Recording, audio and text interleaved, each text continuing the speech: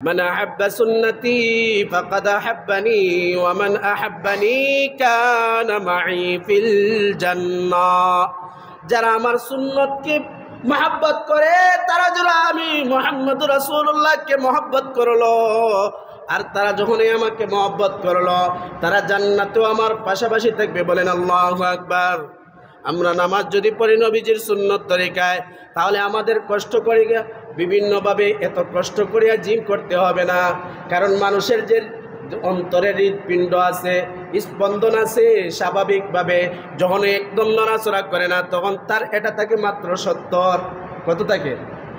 70 টাকার কারণে রক্ত চলাচল পরিপূর্ণভাবে করতে পারে না, রাস্তার মধ্যে প্রতিবন্ধক হয়ে যায়, মানুষ অ্যাটাক হয়ে যায়, হার্ট অ্যাটাক হয়ে যায়। এজন্য কি করতে হবে? ওই 70 থেকে স্বাভাবিকভাবে যখন ওই হালকা পাতলা ব্যায়াম হবে তখন ওই অটোমেটিকভাবে 120 গিয়া টেকবে। যখন এই 120 গিয়া টেকবে রক্তের স্পিডটা বেড়ে যাবে, তখন এই মানুষের হার্ট অ্যাটাক হবে না। কম যখন হয়ে যায় তখন ব্লক হয়ে যায়, বেশি যখন হয়ে যায় তখন ওই হার্ট অ্যাটাক হয়ে যায়। এখন কি করতে হবে? কমাইতেও পারবো না, বেশিও হইতে পারবে না। কম হইলেও আমাদের জন্য ক্ষতিকারক, রক্ত চলাচল বন্ধ হয়ে যায়, তখন আমরা বিভিন্ন রোগের মধ্যে ভুক্তভোগী হয়ে যায়। বেশি হয়ে গেলে হার্ট অ্যাটাক হয়ে যায়, তখন ওই মানুষ বাঁচার সম্ভাবনা বেশি থাকে না, ঠিক কিনা?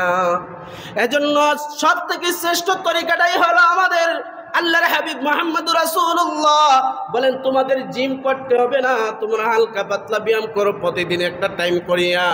কি টাইম করিয়া? যদি আমরা 5 ওয়াক্ত হালকা পাতলা ব্যায়াম করি, এর মাধ্যমে আমাদের হৃৎপিণ্ডটা 70 থেকে 120 গিয়া টেকবে।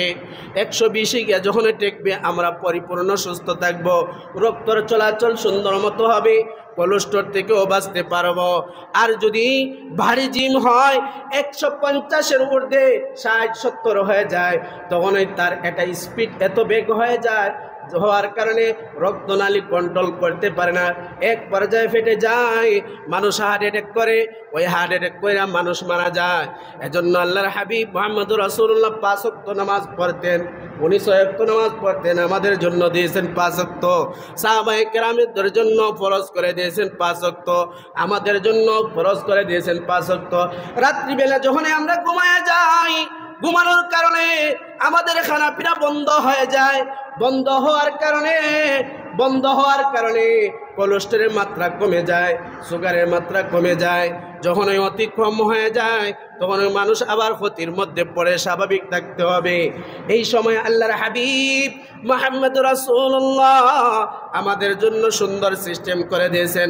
আল্লাহ তাআলা বলেন, ও আমার বান্দারা, রাত্রেবেলা ঘুমানোর কারণে তোমার কোলেস্টেরল কমে গেছে, তোমার সুগার কমে গেছে, তুমি যখন এই ফজরের সময় উঠবা 4 রাকাত নামাজ পড়বা, 4 রাকাত নামাজ পড়ার কারণে তোমার সুগার এবং কোলেস্টেরল কমার কারণে একটু বেড়ে যাবে।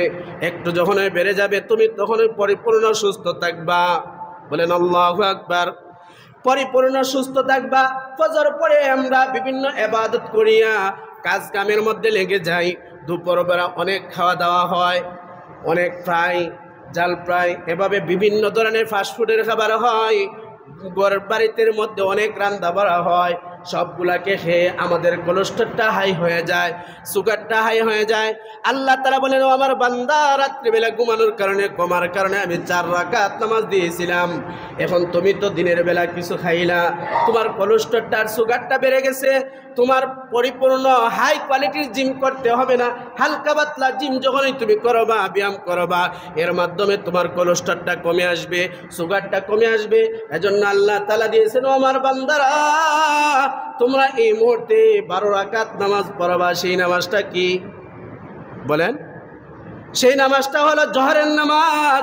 আল্লাহ তাআলা বলেন, এখন তুমি 4 রাকাতে কাজ হবে না, তোমার ওই কোলেস্ট্রল কমানোর জন্য আর সুগারটা কমানোর জন্য তোমার এই মুহূর্তে 12 রাকাত নামাজ দরকার। বলেন আল্লাহু আকবার। যখন এই দুপুরে খাবারের পর আমরা একটু সময় বিশ্রাম নেই, তখন হার্ট কোনো কাজ করি না, ঠিক কিনা? তখন ওই আবার সুগারটা, কোলেস্ট্রলটা কমে যায়। আল্লাহ বলেন, ও আমার বান্দারা, এই মুহূর্তে হার্ট কাজের দরকার নাই, হার্ট নামাজের দরকার নাই, অতিমাত্রা ব্যায়ামের দরকার নাই।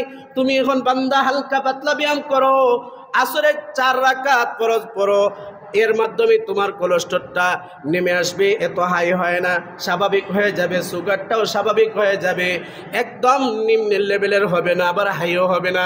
তুমি এই মুহূর্তে 4 রাকাত নামাজ পড়ো, আর 4 রাকাত সুন্নত দিলাম অপশনাল।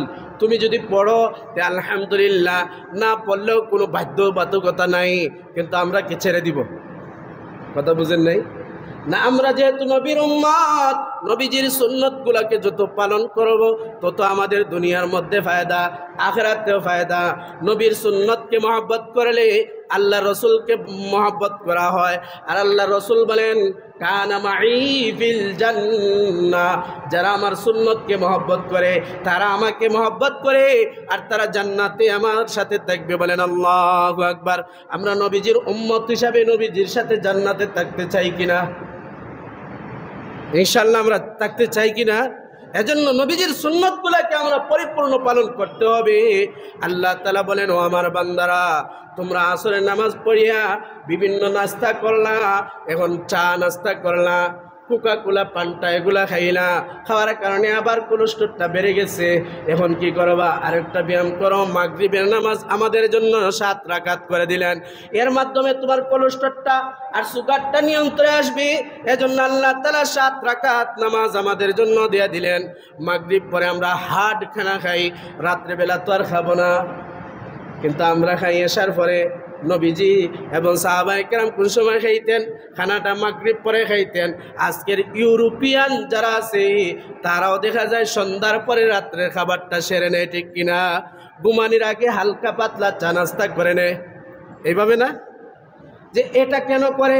তারা 1450 বছর আগে আপনার আমার নবী মুহাম্মদুর রাসূলুল্লাহ সাল্লাল্লাহু আলাইহি ওয়াসাল্লাম কিভাবে খানা খাইতেন, তার শরীরটাকে কিভাবে সুস্থ রাখতেন, কিভাবে তা আল্লাহ তাআলার বন্দী করতেন।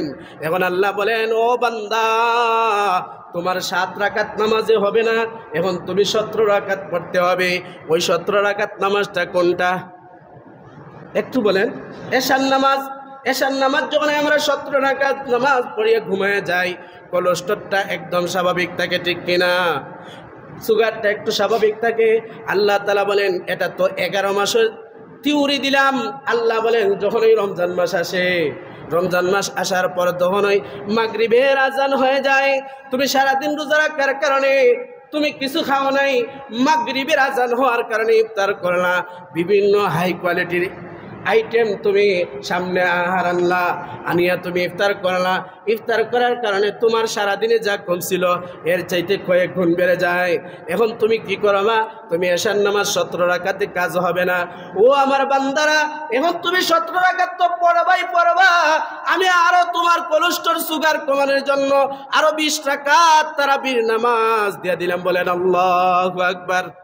দেখবেন ইফতারের সময় এত খানা হয় যে এশার নামাজ পড়তে গিয়ে ক্লান্ত লাগে, এমনকি মাগরিবের নামাজটা পড়তে অনেক কষ্ট হয়, হয় কি না? কেন? অতিমাত্রায় খাওয়ার কারণে যে কোলেস্টেরলটা আর সুগারটা হাই হয়ে যায়, মাগরিবের নামাজ পড়তেও কষ্ট হয়।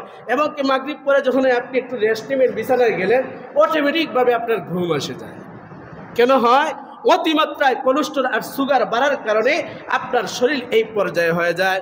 এজন্য আল্লাহ তাআলা বলেন, কুল ইন কুনতুম তুহিব্বুনাল্লাহা ফাত্তাবিউনি ইউহিব্বুকুমুল্লাহ ওয়া ইয়াগফির লাকুম যুনুবাকুম।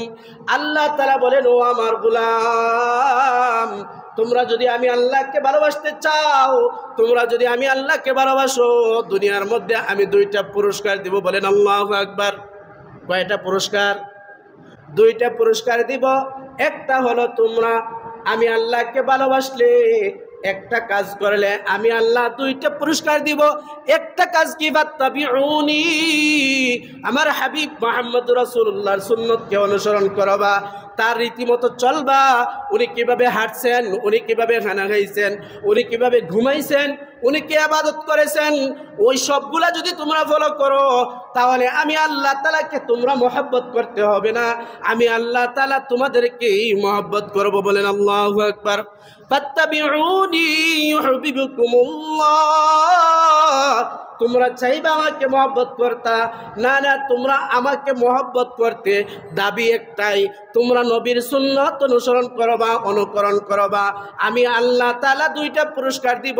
একটা হইল আমি তোমাদেরকে আমি আল্লাহ তাআলা ভালোবাসবো, আর আল্লাহ যখন ওই ভালোবেসে যায় তখন ওই দুনিয়ার মধ্যে আমরা মানুষ জাতি তখন ওই সামান্য গুনাহ হইতেই পারে, অনেকে তো বেপরোয়াভাবে গুনাহ করে, যারা তো আল্লাহ তাআলার বন্দেগী করে তাদেরও মাঝে মধ্যে হয়ে যায়। হয়ে গেলে কি হবে, যেহেতু আল্লাহ বলছেন আমি তুমি বান্দাকে মহব্বত করব, ওই মহব্বতের দোহাই দিয়া 2 নম্বর কাজটা আল্লাহ তাআলা আমাদেরকে পুরস্কার দেন, ওয়ায়াগফিরু যুনুবাকুম, আল্লাহ বলেন আমি তোমাদেরকে মাফ করে দিব। বলেন আল্লাহু আকবার। আল্লাহর হাবিব মুহাম্মদ রাসূলুল্লাহ আরেকটা পুরস্কার দিয়া দেন, বলেন 3 নম্বর যেটা হইল আমি রাসূলের পক্ষ থেকে মান আহাব্বা সুন্নতি ফাকাদ আহাব্বানি ওয়া মান আহাব্বানি কানা মাই ফিল জান্নাহ। আল্লাহ তো বলছেন দুইটা পুরস্কার, একটা আল্লাহ মহব্বত করবেন, আল্লাহ গুনাহ খাতা মাফ করে দিবেন। আমি হাবিব বলে দিলাম তুমি যদি আমার সুন্নতগুলাকে মানো, আমার সুন্নতগুলাকে ভালোবাসো, তাহলে তুমি আমাকেই ভালোবাসলা, আর আমাকে ভালোবাসার কারণে তুমি জান্নাতে আমার সাথেই থাকবা। বলেন আল্লাহু আকবার।